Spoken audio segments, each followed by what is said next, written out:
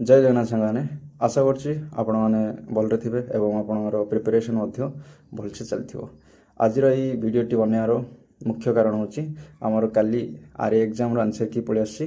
तो सेई आंसर की रे मोर केते मार्क रहिला एवं केतेटा रॉन्ग होछि केतेटा अनअटेम्प्टेड थिला ए सब ए वीडियो रे डिस्कशन करिया।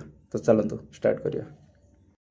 वीडियोटी स्टार्ट करिया पूर्व गोटे मोटिवेशन लेवल सबका निकलेगा लेकिन निकलेगा उसका जो आखिर तक खड़ा रहेगा। देखु एमि थिला किछि मोर आरए एग्जाम मैथ रे मु अटेम्प्ट करथिली 17टा अनअटेम्प्टेड 3टा रॉन्ग होछि 3टा करेक्ट 14टा। जीएस रे 15टा अटेम्प्ट करथिली अनअटेम्प्टेड 5टा रॉन्ग गोटे करेक्ट 14टा। इंग्लिश रे 20 रे 20 अटेम्प्ट अनअटेम्प्टेड 0 तो रॉन्ग 7टा ही जाइछि और करेक्ट अच्छी 13टा।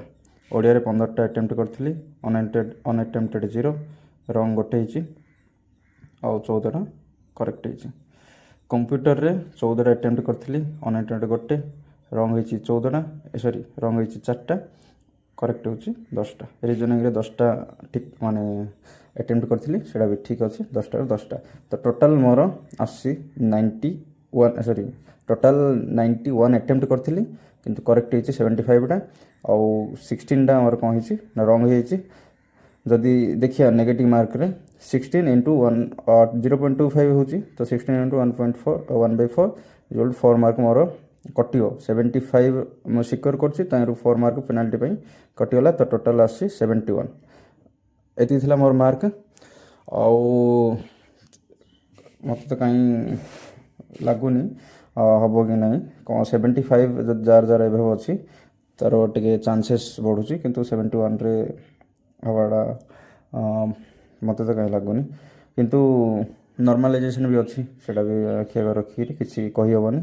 तो आपण मैंने मत कमेंट करंतु आपनर केते मार्क रहिला आउ कौन केमिति आगु करिया सेटा डिस्कशन करिया। तो मोर सब अधिक भूल होइची इंग्लिश रे 300 वर्ष तले इंग्रेजी आने हमको लुटी थिला एबे मत इंग्लिश लुटी देला। इंग्लिश रे 7टा भूल होला आउ रहिला 8टा भूल हबा कथा नुह 3टा भूल होइची मैथ रे सेटा गोटे दुख एटा पई। तो मु जते बेले ड्यूटी रे थौची तो पढ़ा पढ़ी भी तो सेमिति किछि थिला 3-4 मास होला ड्यूटी रे जोरजार ड्यूटी चलची। तो देखा जाऊ आगो कौन एग्जाम आछि सेटा पई प्रिपरेशन स्टार्ट करिया।